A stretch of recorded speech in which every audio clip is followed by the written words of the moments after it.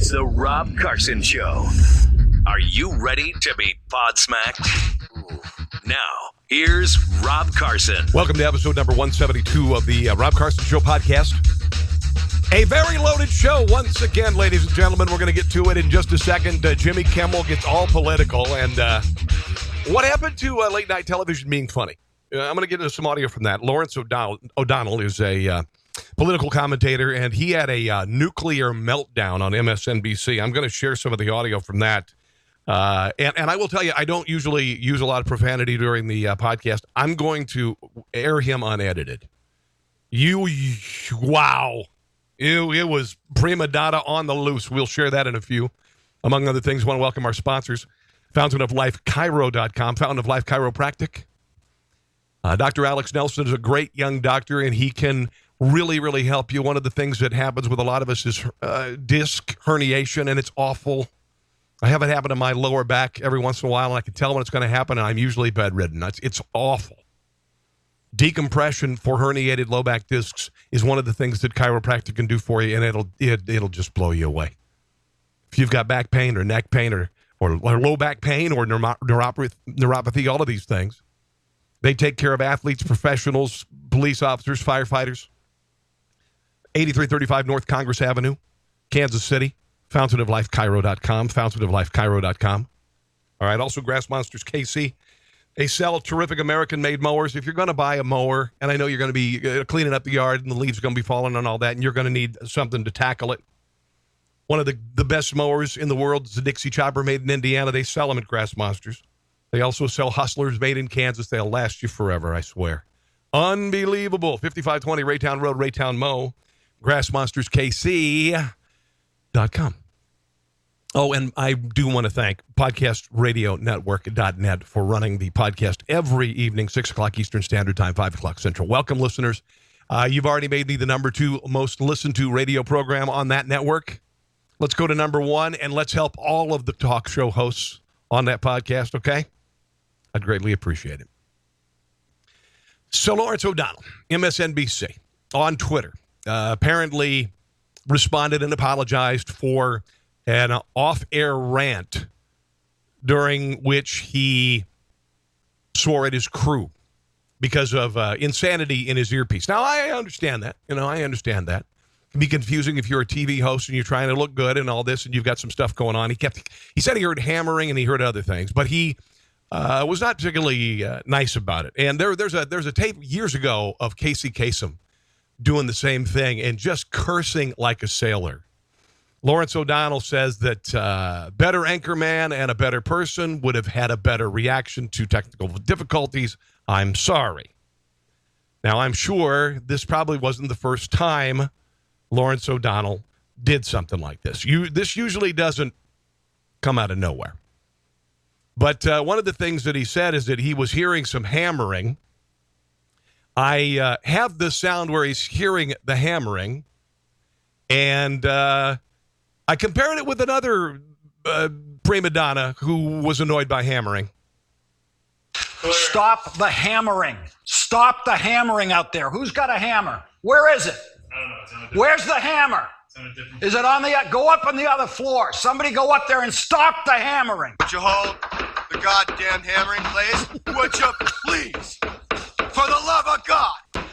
Would you please hold the goddamn hammering now? Okay, so Bill Murray in Scrooged, one of my favorite movies of all time. And again, I'm just running the profanity, okay? So don't be offended by it and everything. These are not my words. I'm not saying that I don't use profanity, just whatever. Here's a little bit more of Mr. O'Donnell and his profanity and how he treated the crew. I'll go down to the goddamn floor myself and stop it. Keep the goddamn commercial break going. Call fucking Phil Griffin. I don't care who the fuck you have to call. Jeez. Stop the hammering. Empty out the goddamn control room and find out where this is going on. It's either there or out there somewhere. Okay. Wow. I think most people I've worked with would say that I don't do that. I've had some issues with producers, don't get me wrong, but you just don't talk to people like that. A little bit more from Lawrence O'Donnell. The woman talking in my ear was talking about the Labor Day special repeatedly every time we went to a SOT. Yeah, what do you mean in the conversation? Not in the Bush SOT, no. Oh, he's mad. Fucking out of control shit. Thank God you're perfect. Harass and intimidate people of color. The new sheriff of Maricopa County who beat Joe Arpaio joins us next. I don't know why I bother to say how to cut the SOTs when you don't do it. I just don't. I don't know why I just. So now I have to chase those stupid goddamn entrails that you allowed him to stick out there. Jesus Christ. Wow. Crazy fucking sound coming in my ear. This fucking stupid hammering. I told you why I wanted those fucking words cut. God. It just fucking sucks. It fucking sucks to be out here with this out of control shit. I think he covered them all. I think he covered almost all of the ones that are banned by the FCC. Of course, it's off the air, right? It's off the air. But that's just childish. Sorry. Childish. And now, apparently, the entire rant was 8 minutes long. I watched it. And he was just livid. And I think that this isn't, I know I'm stating something on, this wasn't the first time he did it, okay? This is a modus operandi for this guy. There are some people who do this. I've seen people in the industry who behave this way. It exists. Not as much as it used to because you can't get away with it. You can't get away with it. Let's move on to late night television and why the heck it's not funny anymore. Now, Wednesday night's broadcast of Jimmy Kimmel's show. He responded to criticism he's received for his monologue Tuesday, where he ripped Republican Senator Bill Cassidy for using his name to push the Cassidy-Graham Obamacare replacement proposal. He's a fierce proponent of the health care law, Obamacare, and has received many rebuttals for his political statement, notably Brian Kilmeade. This has no place on late-night television. This isn't entertaining. This is a venue for jokes and guests. It's about popular culture. And I think it's an insult to the great talkers, the great performers, Johnny Carson, Steve Allen, Jay Leno. I think it's an insult. And these shows have become increasingly more political. Even Fallon, not to the degree Kimmel here, certainly not to the degree that Stephen Colbert, who's just not funny anymore. He's just a political tool. But I've got a couple sound bites from last night on what's supposed to be an entertaining talk show. Somebody tell me, A, who gives a crap about his opinion on healthcare? And if he wants to cover this, let him do it on a talk show with, Howard Stern. Let him do it on a talk show with whoever. Let him do it on social media. But people tune into this show for his jokes, for his monologue, that at least 25 people write for him. They don't want to hear this. I had an interesting day today, I'll tell you. So last night on our show, I took a senator from Louisiana, Bill Cassidy. I took him to task for promising to my face that he would oppose any health care plan that allowed insurance companies to turn people with pre-existing conditions away, and any health care plan that had an annual or lifetime cap on. Okay, now this sounds like it could be the setup for a punchline, which it should be by in a few seconds, because this has gone on for about 20 seconds. How much they would pay out for medical care. He said anything he supported would have to pass what he named the Jimmy Kimmel test, which was fine. It was good. But unfortunately and puzzlingly, he proposed a bill that would allow states to do all the things he said he would not let them do. He made a total about face, which means he either doesn't understand his own bill or he lied to me. It's as simple as that. So today, it was a bad morning for Senator Cassidy. He and his co-sponsor, Lindsey I haven't heard a punchline yet. Graham, spent the morning defending the indefensible. This morning, the senator sat for an interview with Chris Cuomo of CNN and pulled the all comedians are dummies card. Okay. So there you go. You've gone. There's the first minute of the monologue. No jokes. It sounds like a political monologue, political talk show. It goes on. Maybe I don't understand the part of your bill in which federal funding disappears completely after 2026, or maybe it was the part where the plans are no longer required to pay for essential health benefits like maternity care or pediatric visits, or the part where the American Medical Association, the American College of Physicians, the American Academy of Pediatrics. No laughs yet. The American Hospital Association, the American Cancer Society, the American Diabetes Association, the American Heart Association, Lung Association, Arthritis Foundation, Cystic Fibrosis, ALS, the National Multiple Sclerosis Society, and the March of Dimes, among many others, all vehemently oppose your bill. Okay, so he continues. Again, this is a political monologue. This is an insult to late-night television. And I'll tell you, I'm a big fan of late-night television, not so much lately. My last name, Carson, is a radio name I use. I've said that on the radio before. And it's because Johnny Carson was my idol growing up. Now he says he's going to beat up Brian Kilmeade. Sunday's politically charged Emmys may have been the lowest rated in history, but that's not stopping Hollywood elites like comedian that's Kimmel. Jimmy Kimmel. That's Kilmeade. For pushing their politics on the rest of the country. Watch. Thanks, Brian. That was Brian Kilmeade. And the reason I found this comment to be particularly annoying is because this is a guy, Brian Kilmeade, who whenever I see him, kisses my ass like a little boy meeting Batman. Oh, he's such a fan. I think he's been to the show. He follows me on Twitter. He asked me to write a blurb for his book, which I did. He calls my agent looking for projects. He's dying to be a member of the Hollywood elite. The only reason he's not a member of the Hollywood elite is because nobody will hire him to be one. And you know, the reason I'm talking about this is because my son had an open heart surgery and has to have 2 more. And because of that, I learned that there are kids with no insurance in the same situation. I don't get anything out of this. Brian, you phony little creep. Oh, I'll pound you when I see you. That is... Okay. And by the way, if the child who was born with the defect that your son had when he was born, they would have done it anyway. They would have done the surgery anyway. Also, there are children's hospitals around the country called Children's Miracle Networks hospitals. If you don't have insurance, they take care of it. So, yes, I realize it must be very difficult to see your son suffer like that, and you should be very thankful that we have the greatest medical care in the entire world here. Socializing it won't make better. And finally, he wraps it up by actually giving out the phone numbers of GOP members of Congress. Please stop texting for 5 seconds and make a phone call, especially call these senators. These are their numbers right there on the screen. If you live in one of these states, call them. It really does make a difference. And who knows, maybe you'll meet somebody over the phone and fall in love. You don't know what's going to happen. Okay, maybe he said something funny there. Yay. Congratulations. He finally did what he was supposed to do.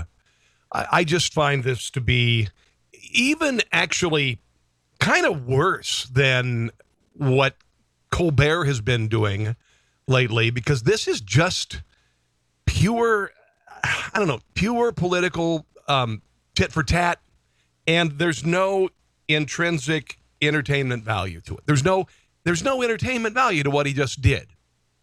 Okay? So there you go. That's what happened last night with Jimmy Kimmel.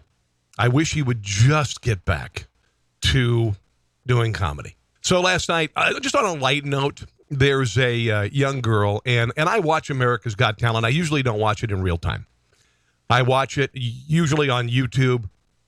My wife takes over the television about 9:30. I'll go upstairs to bed, and I'll lay in bed and watch YouTube on my phone. And I've been watching this girl, Darcy Lynn, 12-year-old ventriloquist. She won last night, and this kid is brilliant. And it's very interesting that on America's Got Talent, okay, they this big talent, and there's some great talent this year.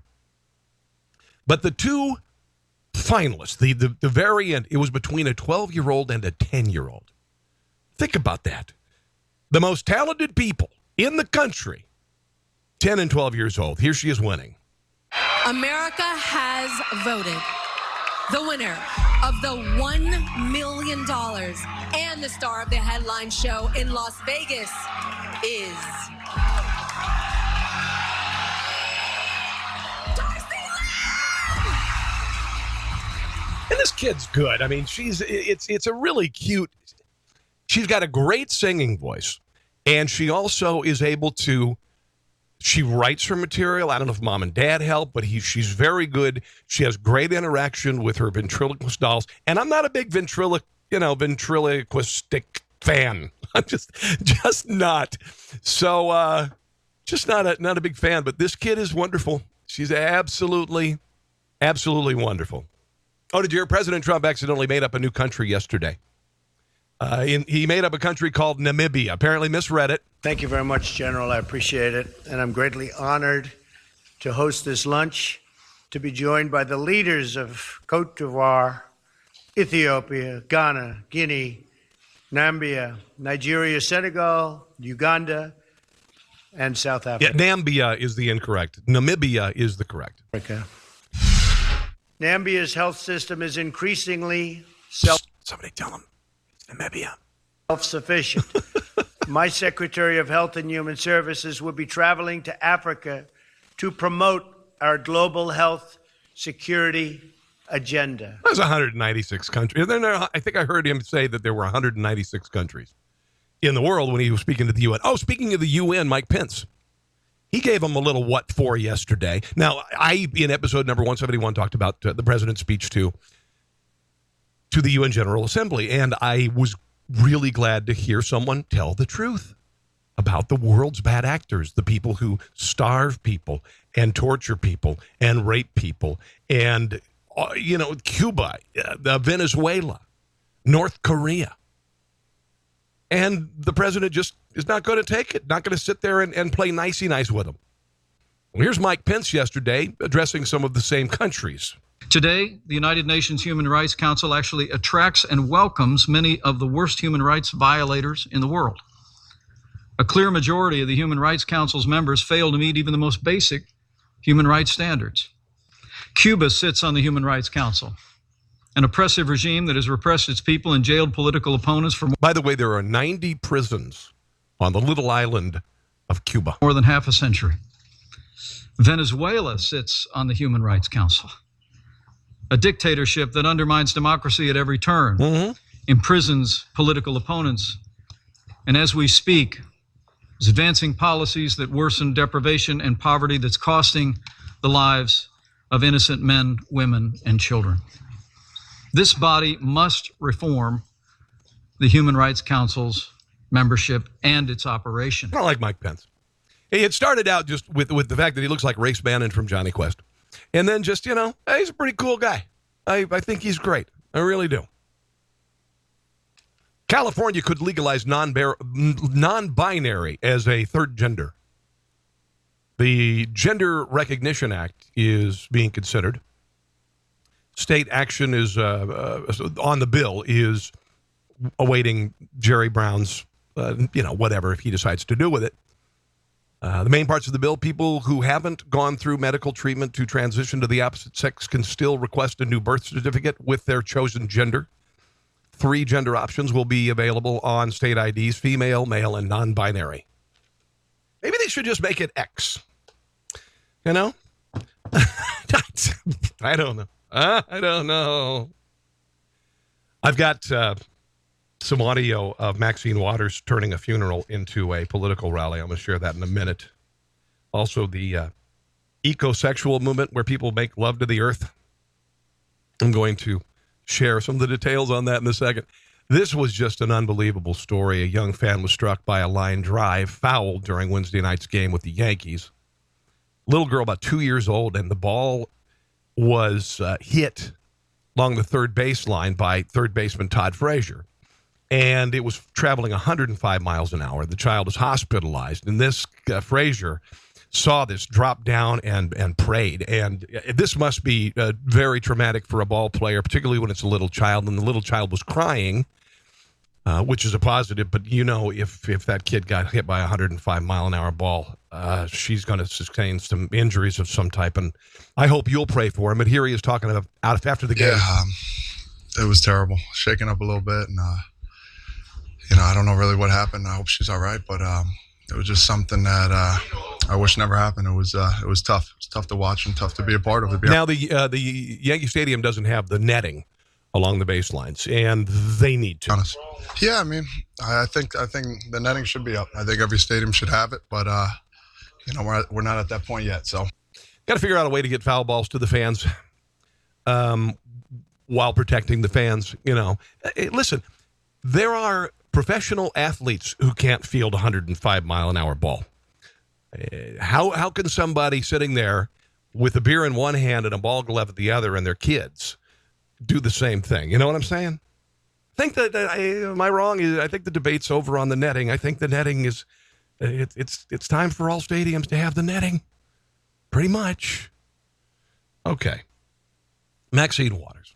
Not uncommon for Democrats to make funerals political. It happened with Paul Wellstone's memorial in Minnesota, if you remember that. And Coretta Scott King's funeral was made very political.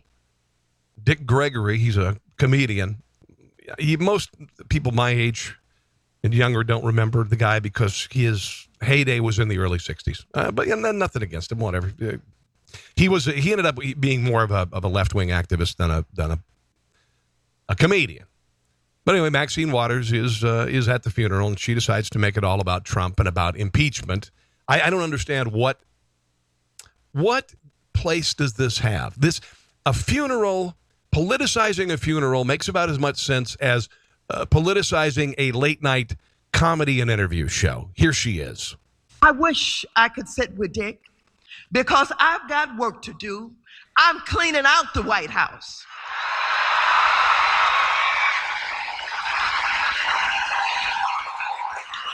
What's even worse is that the people in the crowd were all in for it. We're going to sanitize the White House.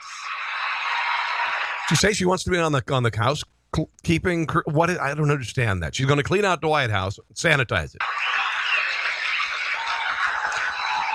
We're not going to take what is happening in this country. Haven't you taken enough? Really? How? And then comes along this person. This person who does not respect you. Really? This dishonorable human being. Really? Who cheats everybody. Now, how did you end up in a $2 million mansion on a governor's salary or on a government salary? She doesn't even live in the district she represents. She lives in a multi-million-dollar mansion. This dishonorable human being who will lie at the drop of a hat. This dishonorable human being who have the alt-right and the KKK and everybody else inside his cabinet. Okay, and again, that's a complete lie. She calls him a liar and then she lies. And then, of course, what funeral wouldn't be complete without reminding everybody that the White House was built by slaves? This dishonorable human being who can criticize everybody but Putin and Russia. Yeah. Did he collude with Russia? I bet you Dick Gregory would tell me, yeah, he did it. Oh, at least they got Dick Gregory's name in there. It is, after all, his funeral. Not only are we going to clean out the White House, we're going to take back the house that slaves built. Okay, yeah, that's okay, whatever. She's not doing anything to represent her constituents. All she's doing is going after the president. At this point, honestly, it's ridiculous. So 4 years ago, when art professor Elizabeth Stevens filmed the documentary Ecosexual Love Story, in which she and her partner licked trees, played with mud, and made love with the environment while naked, the term ecosexuality was still somewhat unknown. A lot has happened since then, and the ecosexuality isn't such a mystery anymore. Google trends show interest in the term increasing exponentially over the last 12 years, which means insanity has been increasing exponentially. The movement melds art, sex, and environmentalism, a la having sex with the tree or marrying the ocean. Now, I want to ask you this. Can a tree consent?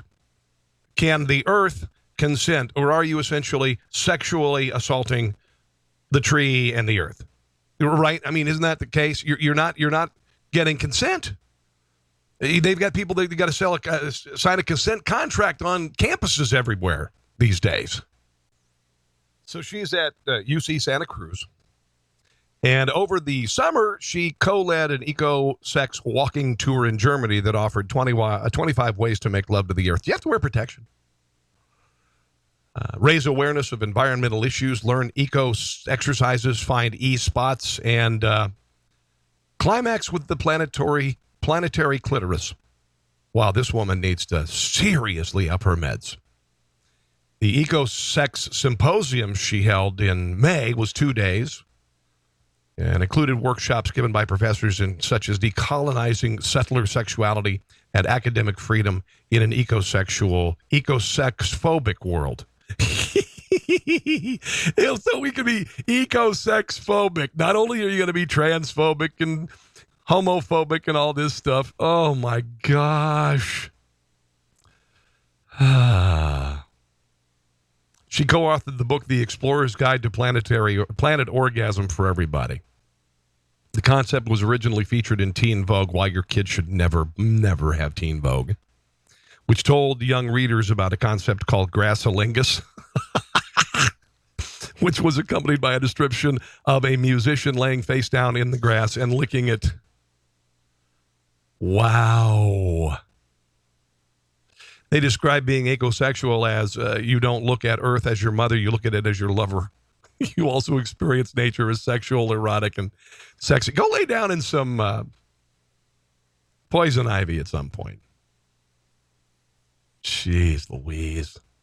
This is the manifesto of this group. We make love with the earth. We are aquaphiles, terraphiles, pyrophiles, and aerophiles. We shamelessly hug trees, massage the earth with our feet, and talk erotically to plants. Wow.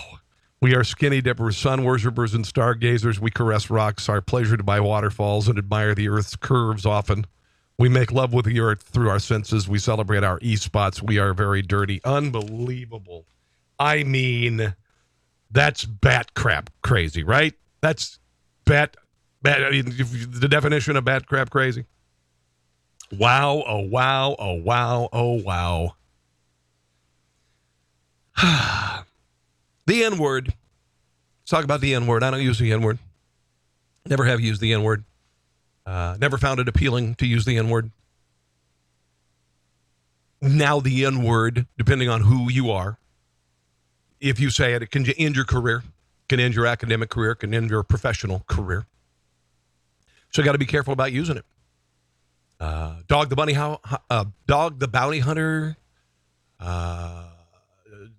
There have been a host of people who've lost their job for using the word, but other people can use it perfectly. What happens if you're singing a song that you like and it has the word? Like Kanye West's 2005 rap hit Gold Digger. Members of the Alpha Phi sorority were shown in a Snapchat footage. This is the University of New Hampshire. They're singing along with a song by Kanye West. Again, it's called Gold Digger. Here they are singing. The N-word is bleeped.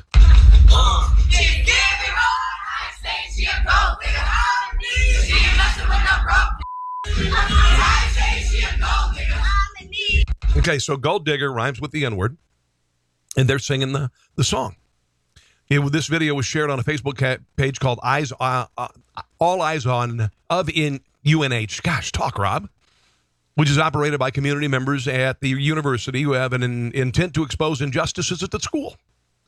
Post read, a member of Alpha Phi sorority put up this video of girls singing along with Gold Digger by Kanye West on her Instagram story. The girls sing the N-word without thinking of the implications. It's because they're colorblind. They're just kids. They're millennials. They don't care about race, and they're singing a song.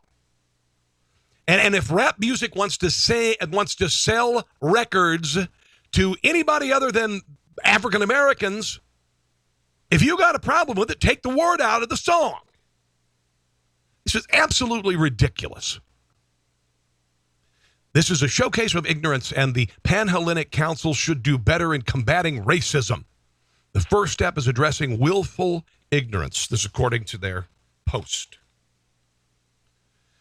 A lot of people are backing the girls. They're saying, so you're telling me you have never sung along to a song that song in a car? Is this really where you're heading? A gust of wind, and all of a sudden it's a race issue? It is honestly pathetic that you are trying to make something out of this. Stop reaching and focus on yourselves.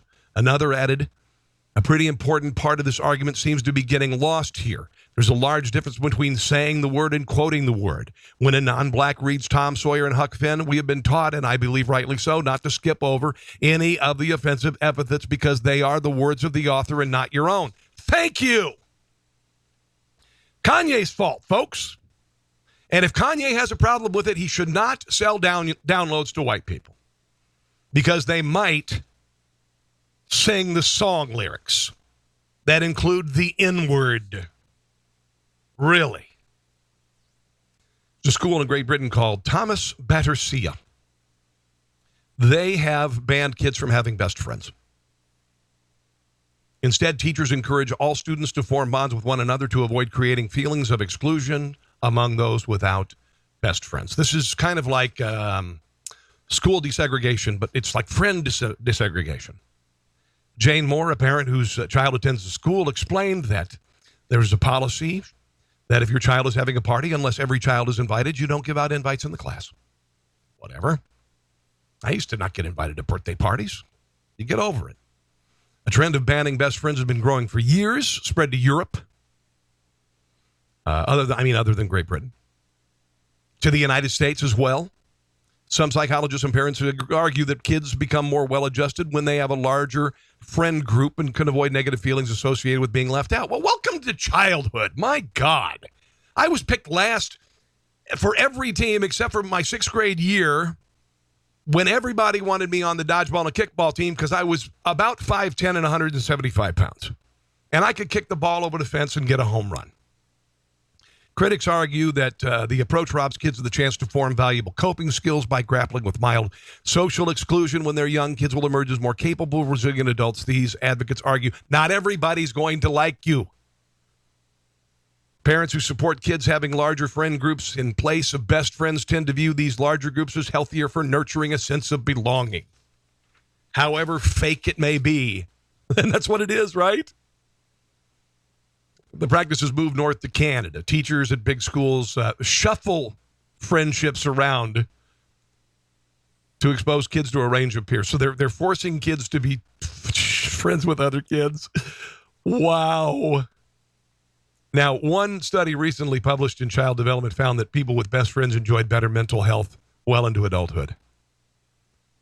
Rachel Nahr, University of Virginia, said, "We weren't surprised that better adolescent close friendship turned out to be important. But we were surprised just how important they turned out to be in adulthood." It's a load of crap. My Lord in heaven. I mean, honestly, best friends are bad. I had best friends, and the thing is, we weren't best friends throughout school. I had a different best friend in 4th grade than I did in my freshman year in school. And I guess I kind of have a best friend now, but I don't. Yeah, the whole thing, I'm too old to have a best friend. I'm too old to have a best friend. There's a point in your life where, you're too old to have a best friend. You can have great friends. Don't get me wrong. I've got a circle of friends, and and friends come and go too. As much as I'd like to say that I'm friends with people, I've moved around. I had great friends in Minneapolis who I don't see anymore. Great friends in Cincinnati, I don't see anymore. Great friends in D.C., I don't see anymore. I still love to see them when I do see them. Anyway. Man credited with stopping a robbery at Starbucks in July might be sued over the wounds he received, the robber received. Ryan Flores is facing charges for second-degree robbery. He goes into this Fresno Starbucks. He's wearing a Transformers mask. He has a gun. This guy, Craig Jerry, 58 years old, hits Flores from behind with a chair. Flores pulls out a knife, fights back. 2 men wrestled over the weapon. Jerry sustained a stab wound to the neck, was able to take the knife away and stab Flores 17 times. Flores' mother, who did a great job, by the way, Pamela Chimienti, described Jerry's actions as excessive force. She said that this guy, in my opinion, went from Good Samaritan to vigilante. No, he needed to stop the guy. He was wielding a deadly weapon. He needed to stop him, subdue him, no matter what it takes. She said, stabbing somebody that many times, it doesn't take that many stab wounds to get someone to succumb to you. Yeah, it does. Yeah, it does. Flores' father, Mark Flores, as I understand, he robbed the store, but Jerry stabbed my son 17 times. the police chief in Fresno, Jerry Dyer, called the idea of Jerry being sued ludicrous. And they say that unreasonable malice would be difficult to prove, and that's good because it's stupid. You go in with a gun, you are going to get, and if somebody can wound you or kill you, absolutely justifiable. I'm stating the obvious.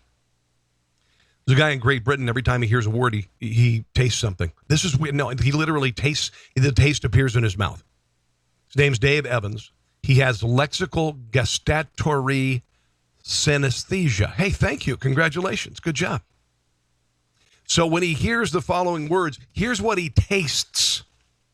All right? This is weird. When he hears the word London, he tastes potato soup. When he hears the word bristle, he tastes pork rinds. When he hears the word conglomerate, he tastes sand. When he hears the word kindred, he tastes cream. Homogeneous, he tastes matchsticks. Eat, he tastes cheese. And then let me see one other one. Oh, Monopoly, he tastes sour cherry. Weird. I don't know. If I could have one word and I could just suddenly taste my Chipotle burrito the way I want it done, then I would have it. Netflix has removed an episode of the animated children's series Maya the Bee after an astute mother noticed the installment contained a drawing of a penis in the background. Mother Shay Robinson was watching episode 35 of the first season of the series about a young bee named Maya who leaves her hive to make new friends and discover the world around her when she noticed something peculiar drawn on a tree in the background. Now, it's a log, and I've seen the frame. It's literally just like a frame, and it's just an outline that looks like a penis. She said, I know I'm not crazy, and I know that something like this shouldn't be in my kids' shows whatsoever. I'm extremely disgusted by it. There should be no reason my kid should have to see something like this. I don't know if they're going to do something about this or what, but there's no reasons why this show, this should be in this show. Robinson was very upset about it. Facebook users have are saying that she overreacted, saying, are y'all really uptight about that D word for phallus in the log? Netflix has not immediately returned a comment. You got to really be looking here. I mean, you got to stop frame for frame. Who stops frame for frame and would find one or two frames with a what looks like a pencil outline of a penis? Unless she sees a lot of penises. I mean, just sees them in everything. You know, this is kind of a Rorschach test to some degree, right? Was that a penis? Wait a minute. Was that a penis? I just saw a penis. You know what I'm saying? I don't know. It's kind of funny. 20% of grandparents say they hate their grandchild's name, according to a new survey. Not crazy about it. This is on the Evening Standard. The Evening Standard. So grandparents don't like the kids' names. It's generally probably because their name isn't part of it. What? You didn't name your son William, and my name's William? 5% say it's too hard to pronounce. 10% wish the kid had gotten a family name instead, of course. 11% think it'll embarrass the child. 15% think it sounds made up or is too unconventional. Yeah, there's a lot of weird names. I have a daughter named Avery. That's a cool name. I love that name. My son's Will. Not Willie. No, Willie. William or Will. 20% don't like that their names suggestions were ignored. Of course, Grandma and Grandpa. And then 32% say it's odd. Just odd. 82-year-old woman suing Red Lobster in Texas for getting her so drunk that she fell in the parking lot. Broke her hip and arm. According to a lawsuit in Harris County on Monday, Marlene Spencer had a, listen to this, 0.31 blood alcohol level when she left the Red Lobster in March. She lives in a senior living community, and she went out in the parking lot and fell down. Stayed 6 days in the hospital, had to undergo complete hip replacement. What sort of grandma gets drunk to the tune of a 0.31? Unbelievable. Apparently, this isn't the first time that this lady has been overserved. The daughter says this is an ongoing problem. And this has been a recurring problem with multiple Brookdale residents. I guess the Brookdale residents stay there. They need to get out and get drunk. It must not be a very good place. And they must have something open on their credit cards because they're going crazy with booze. Wow, 82 years old? Getting that kind of drunk? The most dangerous celebrity to search for online if you are going to get a computer virus. Now, I am not prone to look up any of these people, but here's the list just in case. I'm also a middle-aged guy, all right? I'm not going to look up Beyonce or Katy Perry or Puff Daddy or Justin Bieber or Calvin Harris. Celine Dion is number 5. Zayn Malik, number 4. Don't even know who that is. Number 3 is Carly Rae Jepsen. Call Me Maybe. Remember that song? Number 2 is Bruno Mars. I like Bruno Mars. And number 1 is Avril Lavigne. These are the worst celebrities to search online. If you want to get a computer virus, just don't use them is what they're trying to say. A Comic-Con. The Rose City Comic Convention in Portland, Oregon has banned cosplay depicting the Marvel comic character Red Skull and members of the supervillain organization Hydra because the members of the group and the character Red Skull are Nazis. That's it. Now, Red Skull was in one of the Captain America movies, and Nazis are villains, and they're portrayed in a cartoonish evil fashion in comic books, and they're defeated. Here's what the Comic-Con said about their costume policy. Hateful symbols aren't welcome at the Rose City Comic-Con. Historical costumes can be great, but reminders of unspeakable atrocities are not appropriate. This goes for old school Hydra and Red Skull and other Nazis from entertainment properties. Anyone who violates the new rule will not simply be prevented from entering the event, but banned for life. Now, there's no telling if the Comic-Con, and while they're erasing history here and all this, will cover Star Wars because Stormtroopers' armor and Imperial uniforms were influenced by Nazi uniforms. I mean, come on, man.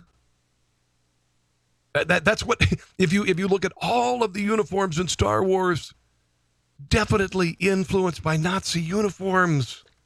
Definitely. Kind of stupid. All right, well, guys, that's going to do it for the show today. I hope you enjoyed it. I want to thank you if you're listening to the Podcast Radio Network. Please share on social media the Rob Carson Show that runs at 6 o'clock Eastern Standard and of course, 5 o'clock Central, podcastradionetwork.net. You can download my podcast on iTunes, iHeartRadio, TuneIn, Audio Boom, SoundCloud, Player FM. I said YouTube. All you got to do is just put in the Rob Carson Show. I'm available also on Facebook at Rob Carson Show and on Twitter at Just Rob Carson. Is that enough? Is that it? Also, I'm on, there's a site called Patreon, Patreon. And if you look up the Rob Carson Show, you can pledge $1 a month or $5 a month or $10 a month to me. As I'm out of full-time work, it's very helpful to keep the lights on and continue doing this show. In the meantime, guys, God bless, and we will see you back here for episode number 173. Thanks for listening to The Rob Carson Show. Friend him on Facebook at Carson Show, on Twitter at Rob Carson, and on Instagram, I think Facebook and Twitter are enough for now. We'll see you soon.